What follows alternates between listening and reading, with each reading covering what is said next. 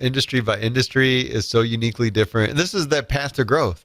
It's not the same. There's no cookie cutter template that is going to pave your path forward for growth. It doesn't exist.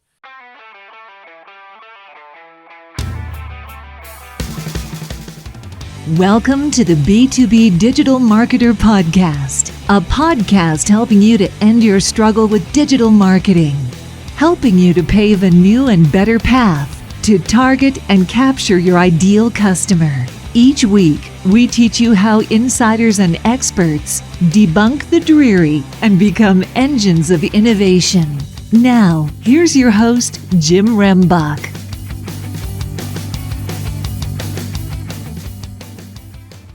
Okay, B2B DM gang, man, I think we're going to have a really good discussion here because oftentimes when we start talking about, B2B marketing, B2B sales, I mean, it doesn't matter whether it's digital or not. I mean, just looking at those all together, oftentimes we kind of wonder where has our strategy evolved from? And for many organizations, it really comes down to what are we doing or trying to obtain in regards to a business valuation, right? Some of it may be growth, some of it may be in a merger and acquisition area. And we're going to talk about all those things because we have Kison Patel on the show with us. Kison, welcome. Thanks for having me, Jim. Yeah, I'm looking forward to our discussion. But before we get into that, if you could share a little bit with the B2B DM gang, your background. Absolutely. I spent 10 years as an M&A advisor, started off working with small private entities to help them buy, sell businesses, then moved upstream to corporates, working with larger hotel chains and financial institutions on the similar types of activity. Took that experience, familiarity with the pain points and challenges in the industry, got involved with a marketing tech startup that didn't pan out, but exposed me to the way the software engineers would use project management tools to manage developing software. Thought, why not marry the ideas of bringing a project management type of product into mergers and acquisitions? Started a company in 2012 called Deal Room. That was originally a diligence management product just to focus on that one part of M&A. And over time it evolved. We started managing integrations, pipeline. Today it's a full M&A lifecycle management solution that serves corporations that are typically $1 billion market cap and larger. And I want to say about 5 years ago, through the encouragement of a good friend of mine, Andy, in the marketing world, said, "Hey man, you got to do a podcast." And I was like, "What the hell is a podcast?" He's like, "Don't worry about it. It's the next big thing. You just got to do it." So I've been podcasting about mergers and acquisitions for 5 years, which has evolved into a business of its own. We've got quite a bit of publications, blogs, ebooks, 2 published books. We got a 3rd one coming out this summer. And we run an online academy program. So the business is very much blended today of educational resources and technology. Well, as you're talking, I start thinking about, I've got a few friends that are actually lawyers and, and they're M&A lawyers. And are those part of the groups that are actually using the tools and the expertise that you guys have created? Yeah, absolutely. We got a couple. I might just talk to an M&A attorney to interview for a podcast, but absolutely, they're a big part of our ecosystem. And the reality is they do most of the work. So, as I'm thinking about that, my wife also is a tax CPA, and I know she also, gets involved with the whole M&A process and does some advisory work associated with that because there's oftentimes, a multitude of tax implications that come into play when you start talking about M&A. I mean, how much are they involved? Huge. You should probably talk to them before you even start engaging with other people. That's a really, really big part, especially if you're a owner-owned business. Well, and so we think about that. It's like, okay, well, those two, talking about the ecosystem, those two, stakeholders within the M&A process. I mean, they kind of stand to reason. But for me, and the thing that attracted us to have this conversation with you is oftentimes those are some of the key drivers that's behind what we do from a sales and as well as a marketing perspective in B2B because of that valuation. Isn't that correct? That is a big part. It's a big part of how you position your company to be attractive. So I think we sometimes people will talk about GTM, go-to-market strategies. They'll talk about different types of ideal customer profiles that they're going after. They'll talk about deal size. They'll talk about their sales cycle, and all of those types of factors may go into whether or not I am being acquired, whether or not I'm seeking funded, whether or not some funding, whether or not I am one that may be acquired. I mean, all of these factors they're interrelated with one another, aren't they? They are, absolutely. So you had shared with me something about different models and different strategies from a sales perspective. What are some of the things that you've seen in regards to companies that are really focused in on getting that higher valuation? Growth is a big thing. Everybody's looking for growth. If you don't have growth, then it's not as appealing. Then you got to use imagination and figure out what you're buying. But I think when you're looking at investments in organizations, growth is a big thing you're looking for.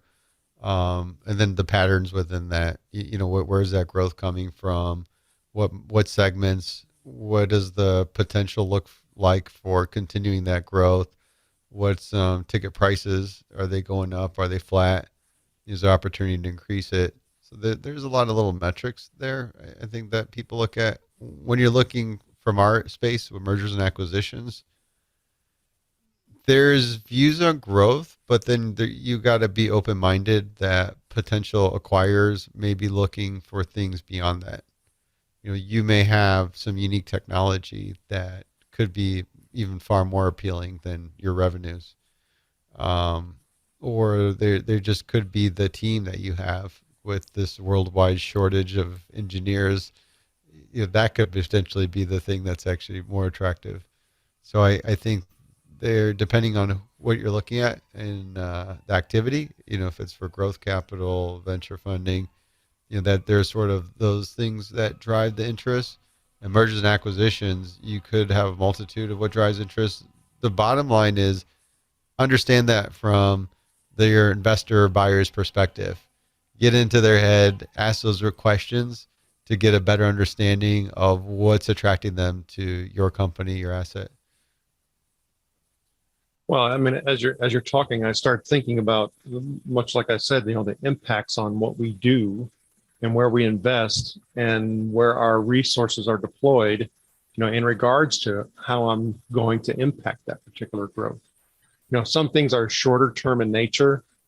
Other things, it's just going to take a long time. So like, for example, I was having this discussion with somebody not too long ago that was focused on wanting to be able to obtain some type of thought leader status in their space. And I'm like, well, how long do you think that's going to take? Right. And the reality is in today's world, it takes a lot longer than it used to. Like you had talked about, you had some friend and you started podcasting, 5 years ago or so. I started podcasting about 7 or 8 years ago. And now when you start talking about getting started in podcasting, that's a significantly steeper climb. It is a lot harder. I started a personal podcast last year and the numbers are nowhere close to what we got when we first started this podcast. Even just giving a sense of it, the first year when we started in the latter half of the year, we got 1,000 downloads. The second year we had 7,000, third year, 28,000. The fourth year we're around 120,000. The fifth year, 240,000. So that's just to kind of give you an idea of what those ramp up numbers look like in the early years. So if you look back at that, you need to write off those first 2-3 years. Like they're just not really there doing much for you. I think I'd even look at the numbers the first year. It was the second year when somebody wrote me an email saying, "Hey, I'm enjoying listening to your podcast. I'm, a student at this MBA program." And I was flattered and I thought, well, this is cool. People are actually listening to this.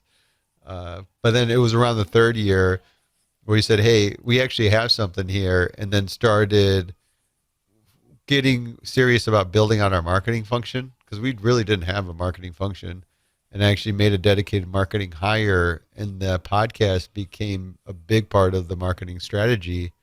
And as that marketing function evolved, it was a lot of repurposing content for the podcast and the obvious social media, the blog posts and things like that, especially when you're getting access to subject matter experts. Then it became ebooks. Then we even took it a step further and published actual books. I think that's the key, is if you can repurpose the content, if you can start building some unique themes out of it, because we could take a couple interviews together, build a theme around it. For us, there's a broader theme in the industry, because the industry that we have is very siloed and disconnected. And that was something we realized even before starting the podcast. So when we started the podcast, we had a nice mission behind it to enable practitioners to be able to share lessons learned. And now it's evolved where today it's all about learning M&A from the best in the industry, which gives us access. And every year it kept pushing up for better quality talent. We always want, and you do.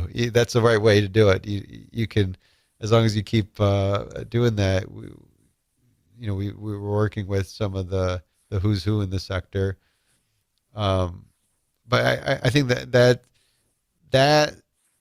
allowed us to create a high volume of content of quality that resulted in the strength in SEO, which creates the abundance of traffic to the website. And then you get your conversion patterns to get some of those requests for product demos and subscriptions to your newsletters and things like that. But that's how our marketing efforts, really the company and the strength of our sales, started evolving once we've got that figured out. Otherwise, the early days, we go to market, you don't have any marketing, you just got sales reps running around trying to sell. And it was brutally hard, especially in the conservative industry we serve, where, hey, we're selling software to go manage your $100 million transaction. And we never heard of you. I sit on demos, and they would tell our sales rep, hey, love everything we see. Product looks great. Love the idea and concept, but we've never heard of you. So we're going to go with your competitor. And that was tough. That was so tough. And, we building the marketing and taking those strides allowed us to build a compelling reputation in the market. And now it gets a lot easier because you have the association with a lot of the industry leaders that gives you that credibility.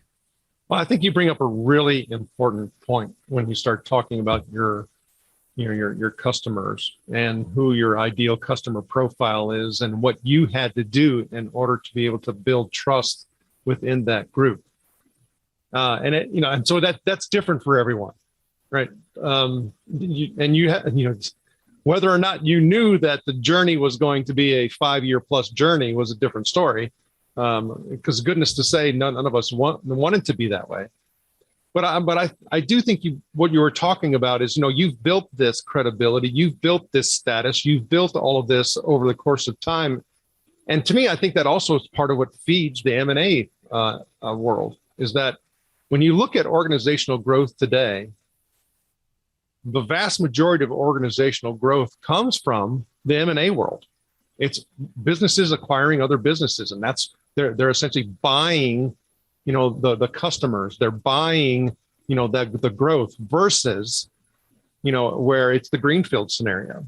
You don't have that as much anymore. You have both. I think you have both. Because the interesting companies are the ones that are growing quickly and doing acquisitions, which I think is extremely hard to do.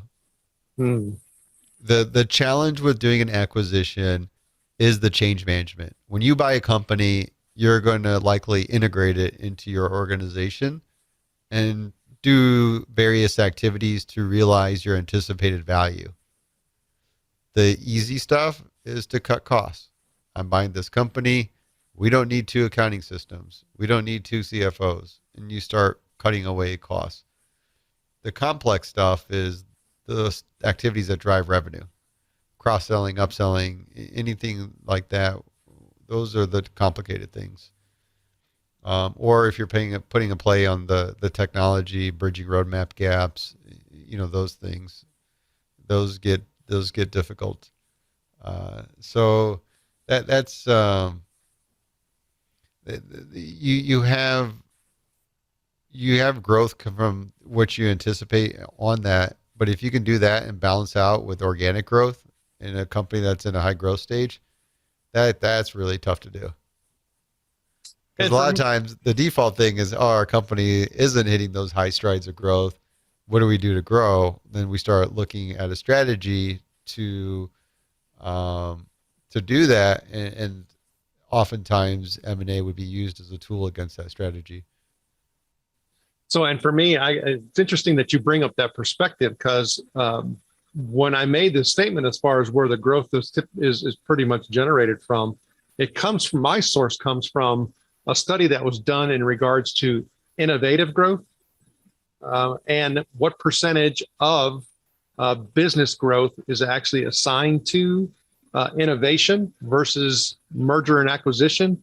And it was something like only 4% is actually attributed to true innovation, where the vast majority of it has to come from, it is coming from the areas in regards to mergers and acquisition. Now, it could be that I acquire something that's innovative, but still, again, that's growth through innovation, right? I didn't create it. I didn't do it. I wasn't investing in the R&D and doing all of that. And so therefore, when you start looking at it from that perspective, debt financing, all of these other different creative things in regards to how I actually fund a business is growing. So to me, I think I would have to say that the upside potential in your business in space and just the overall M&A, talking about the ecosystem, has got to be quite significant. It is. I don't know sure if I agree with those numbers because I know entities out there that don't do any acquisitions and they're growing and thriving. Sprout Social, there's a number of companies like that that do really well despite not doing any acquisitions in the market. And there's a good number. There's probably good, I'd wager about 15 to 20% of the Fortune 1000 companies that aren't active acquirers, that they just grow purely organically. When you look at the ones that really are pushing for a lot of those are larger companies that have been around. And if you look at what a larger company is comprised of, they will surprise you. There's a lot of business lines there. You may be looking at 3M and thinking Scotch tape and these products, but I think last time I talked to their leader, they had like 50,000 SKUs. I mean, they're just all over the place with whatever 13 plus different business units that run across that organization. So what happens is you will have a business line that goes through the cycle where they've hit their peak and now they're going through decay. And that's where it gets interesting to look at how do you transform that business line. And that's where disrupting the business line through an acquisition is what you're starting to see a bigger trend and pattern of. And they're difficult deals to do because you're buying a company to transform your business line, that you need to look at it a different way. It's not a tactical exercise where you buy it and integrate it, but you need to buy it and completely redo your own business around this new innovation that you're bringing in, and maybe even change your whole approach to the business itself. Well, you talked about that change management piece being the most difficult element of all the M&A activities. So if I start thinking about, that change management process, where do you see organizations having to make shifts in regards to what they're doing from a marketing and selling perspective? The go-to-market flow. Go-to-market flow is probably I think the hardest thing to integrate. You have two organizations that each have their own respected ways of serving their customers. They exist solely to create value for their customers. And when you're integrating that together, sometimes we get a little tactical. We think of our own operations and those components, but it's the customer. How do you bring your organization together with the customer in mind and think through that component? That's where it gets difficult. I think doing it well, doing it right, really for a few organizations do. It's usually the big ones that have been around for quite a while and done a lot of deals like the Cisco's and those kind of companies. But that's the hardest thing to do because you have two totally different go-to-market motions, and bringing them together, that's definitely not easy. That's where things can get lost pretty quickly.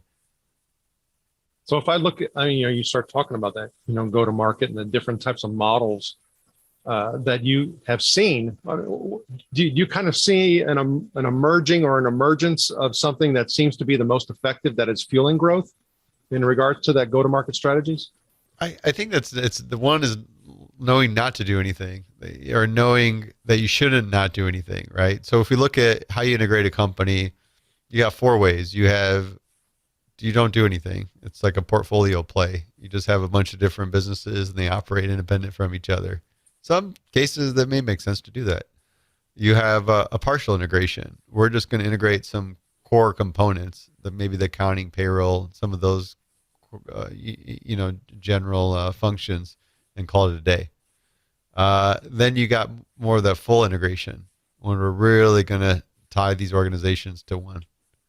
And then you got transformation, where we're buying a company to disrupt our own business and should make a lot of different unique changes on the parent organizations to adapt to the way that the company we're acquiring is doing things.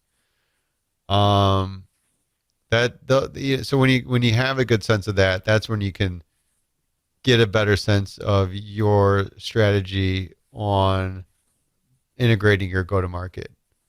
And that's a difficult one. If you can build around that customer experience, but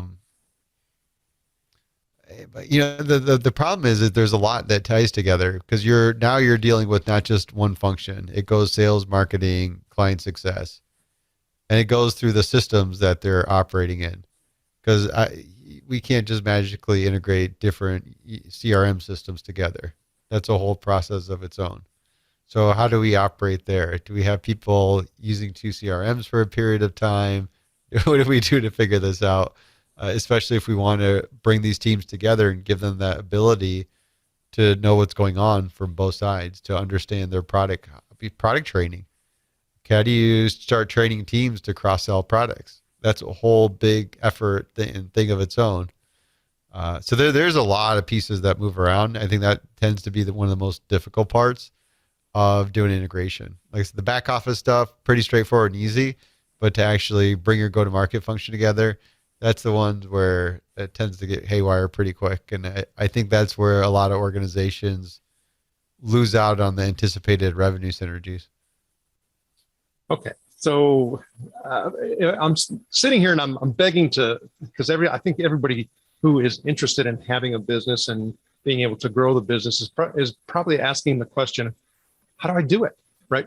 In today's world, knowing with what we have now, if I was to sit here, you talked about, bootstrapping an organization, and you bootstrapped your marketing, and you had a particular sales strategy, and you grew the business. If you were to sit here, just strip all that away, everything that you've known up to this point, how you've seen other organizations be successful, how you've seen them transform and maybe, operate in a couple different ways. If you were to say, okay, I want to start today, and I am going to fast path this business that I'm going to grow or start, so that I can get to the point to where I'm going to get funded and then really blow this thing out, what would you do?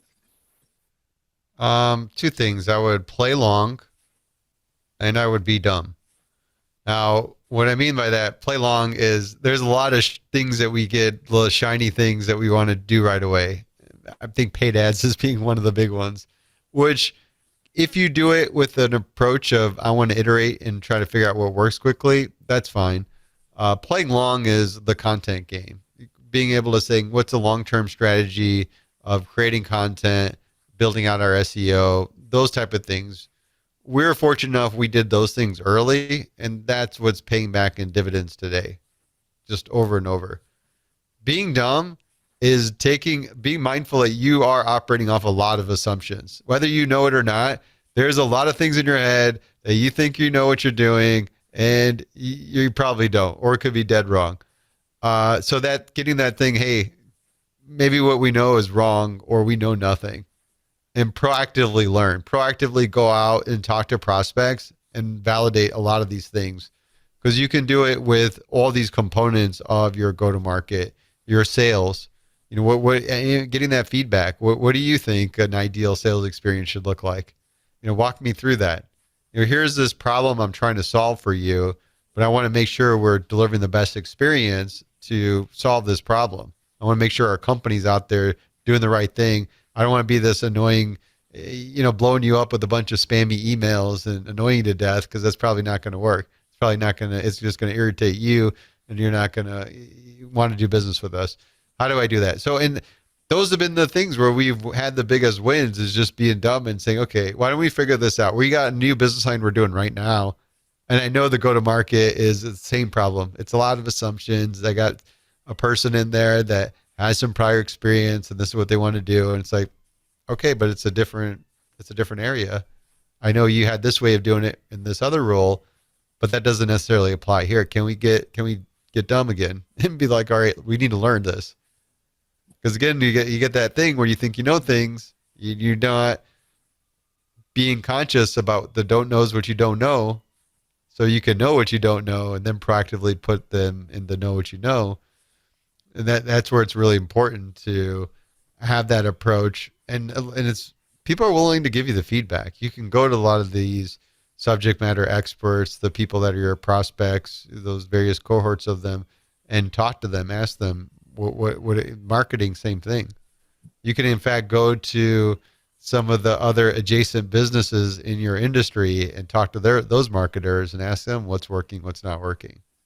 So I would really try to build this feedback loop in both that sales model to understand.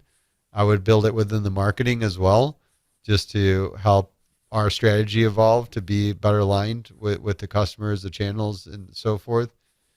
I think it's those couple of key elements that would be really important, because if you do those right, I just see it too much. We just rush to put stuff in play, rush to go out and knock on doors. And I think you could have just stopped and just said, okay, let's just assume we don't know what we're doing here. Let's go let's go talk to 5-10 people and get an understanding from, and you'll be surprised. That's actually an easier way to open up the door. It's just, hey, can you teach me how to sell to you? And you'd be surprised on who would actually give you the time to give you that feedback. The marketing, same thing. Hey, we're looking, how do we sell to you? How do we market to you? Where do you hang out at? What channels are you looking on? What kind of content are you looking for? What stuff that's going to be valuable to you? What kind of data would be helpful for you? It's really interesting hearing you're talking about this customer-centric approach, and how you're also, but based on how you're describing it, applying agile methods to it. But for me, it's like, okay, here's the lesson. If you don't take a good dose of humility, you're going to have a harsh outcome of reality. Yeah, I actually like that a lot. So I think for me, when one of the things I often see, and because we talked about how the world has changed, the post-COVID and pre-COVID world. Let me take a step back. For me, I'm a sales guy who was forced to use digital solutions and tools and methods and tactics in order to be able to, grow my business and help others to do that. And what I was finding pre-COVID is that all the things that we were doing that were effective were becoming less and less effective. And there's a multitude of reasons for that. But then when COVID hit, it's just like everything we had a very, very short window where people were available because everybody was sent home and they didn't know what to do with themselves, right? Part of them were just stuck with, hey, let's keep the doors open. And others were like, well, what do I do now? I've never had this. But then it became where everybody just became slammed and inundated, and everybody's calendar's full, and nobody has time to talk to you, and they're just buried. And then all these people leaving the workforce. All these different dynamics started happening, and it's hard for you to stand out and get any attention whatsoever. So the pre-COVID world was already declining, and the post-COVID world it's a whole different ball game. And so the path that you took in regards to that bootstrapping and growing and getting the podcast and doing the SEO stuff in that long game is now a lot longer game. I would say, for me, if I look at it, it's probably 4 times longer than it was before. Would you say that's about a good assessment? I would agree. It is. Especially, I almost feel like every sector has been more competitive since then. You've got some sectors where people weren't doing anything digital forever. They just didn't need to. Now, since then, and I think COVID was a big wake-up call that, hey, everything is online. Literally everything is online. Now you're seeing a lot more organizations scrambling to do it. So now you're competing with more firms at the end of the day, and that does add to that. And that's where folks are taking those same approaches. You're not the only one trying to optimize for SEO. There's a lot of people that are. And that's why I think it still tie back to that feedback loop. Who's being really proactive to get out there and do that, to get that information? And a lot of people don't. They act on a lot of assumptions. They put in the effort. They do it. But I can, just looking at our stuff, when we look at all this content we've created, it's the stuff that's really thoughtful. There's certain things that just landed with people well. And even looking back, if we would have spent more time to understand that, to understand what content we should have really been focused on creating, that would have gotten us a lot further. This go-to-market integration is one that we're going to be focusing on in this coming year. We have a big wrap-up of how to stand up an M&A function. Again, that was feedback. That was talking to companies that were going through IPO, and what were they struggling with? They were struggling with standing up their M&A function. They were really interested in getting resources that could help guide them on doing that standing up the function, but also did more than just giving a high-level explanation, actually giving the templates, the guides to set things up. And that's what we ended up producing. So then at least that there's a good subset of folks that are going to get value out of it. You validated that through those conversations. It's the same thing with other areas. When we look at this go-to-market, it's a big thing organizations struggle with, because that's what delays the value they anticipate on getting on their M&A deals, is because they can't integrate that go-to-market flow fast enough. That's way harder to do than the other parts of the business. So now, can we do some interviews? Can we study that? Can we figure out how to build content resources around it? Well, as you were, the one thing I wanted to bring back in, you talked about the different ways that valuation is determined. So like, for example, for me, one of the things that has stuck into my head for a long time, when you start talking about valuation and getting the most out of your valuation, is if you are a startup, is fast to 50. Get to 50 customers as quick as you possibly can, right? And that's one of the things that that was beaten in my head. Jim, you're coming on board. We need to get to 50 as fast as we possibly can, and you need to support us in doing that. Has that changed? Is there a better or a different model, or what should we be looking at in regards to getting that maximum valuation? Well, it does vary quite a bit, because again, it goes back to, you have a whole universe of different potential buyers and investors, and they all have their different views on it. I like the idea of having a thematic goal. If you can rally your team around one big thematic goal, whether it's getting 50 customers, 100 customers, or a certain revenue amount, just so it may make more sense to do that. Those things are good. I actually like that. But yeah, I don't know if that necessarily is the direct metric towards being attractive for investors. I think your internal metrics are going to be different than external, because you don't build that. You're always building for growth internally. You have your own goals and direction that you want to take the company and the way you want to pursue growth. How that impacts your perception to external potential investors, it should make sense, right? It should make sense that, hey, this organization, they're going the right direction. But they're always going to have their own unique view on it. Because they might say, this technology should actually be in our industry. They got it here and they're going after this little market. But our market's 100 times bigger. So now that they just have a totally different view on it.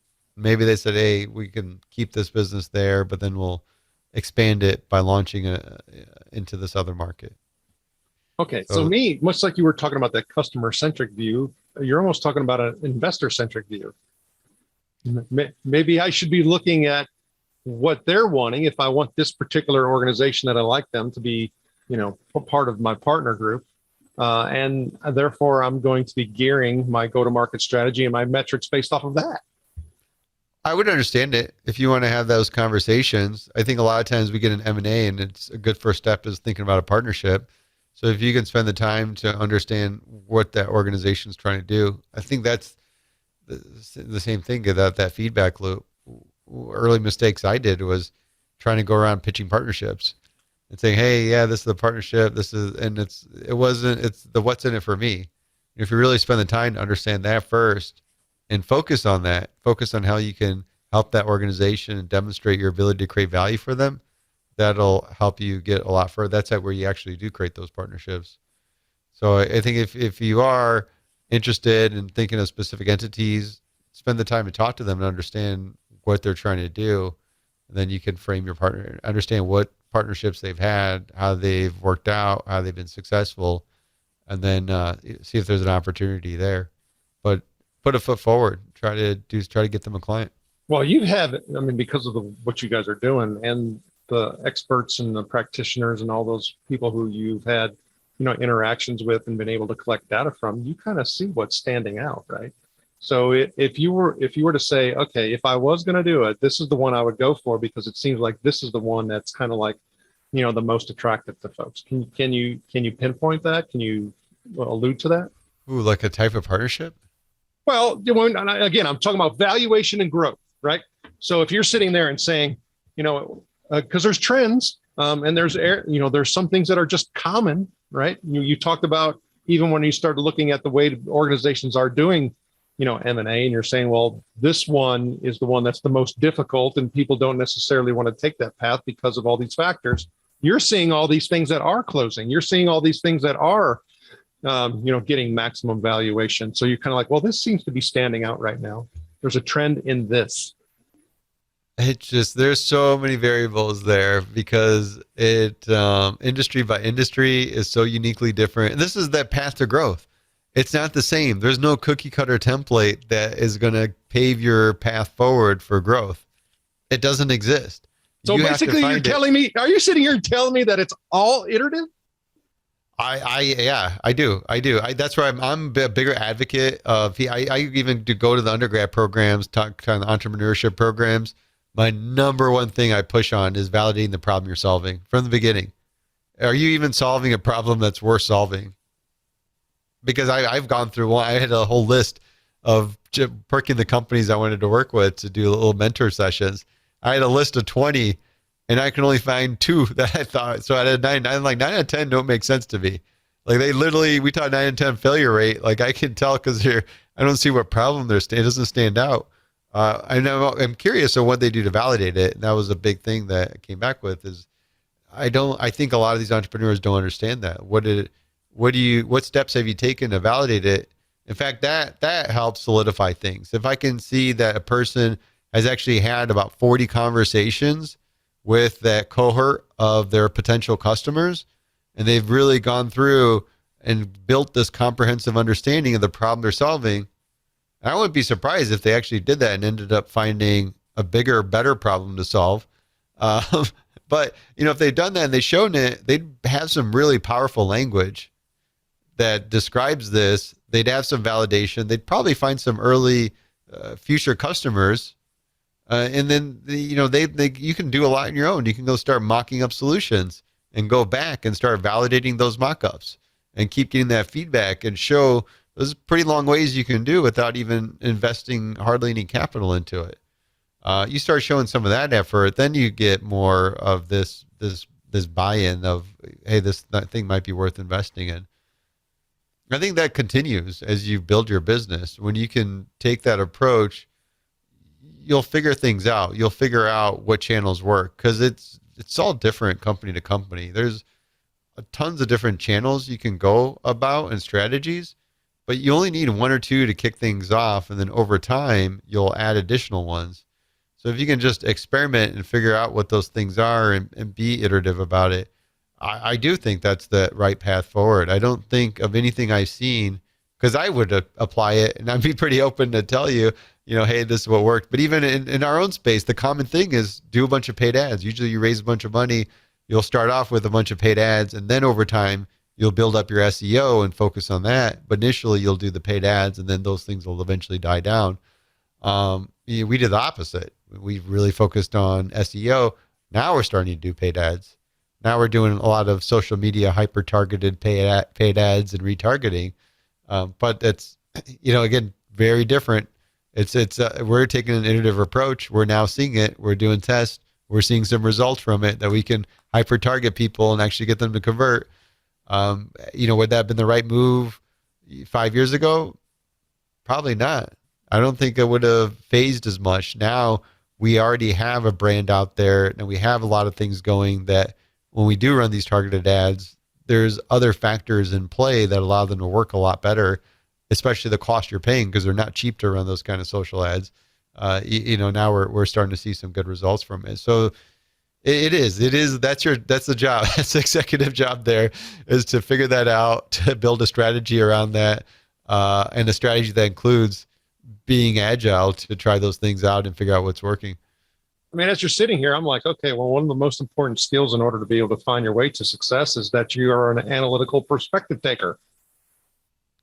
Yeah, it is. There's those two types of CEOs. There's very data focused, and then there's gut feels. Openly, I'm more of the gut feel, and now I'm learning. I got managers in the company that are very data driven, so we gotta find our compromise. Yeah, well, it's that analytical perspective taker. Oh my goodness, Kison Patel, man, that was a great conversation. How does the B2B DM gang get in touch with you? Sure. If anybody's interested in M&A, we've got a lot of content at mascience.com. And myself, I'm on LinkedIn, Kison, Kison Patel. Kison Patel, thank you for sharing your knowledge and wisdom, and we wish you the very best. Thank you, Jim.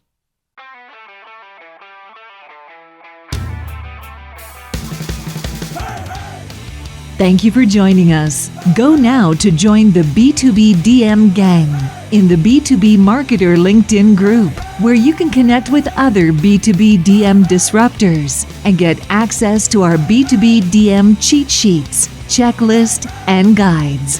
While you're at it, if you found value in this show, please help by going to iTunes to rate, review, and subscribe.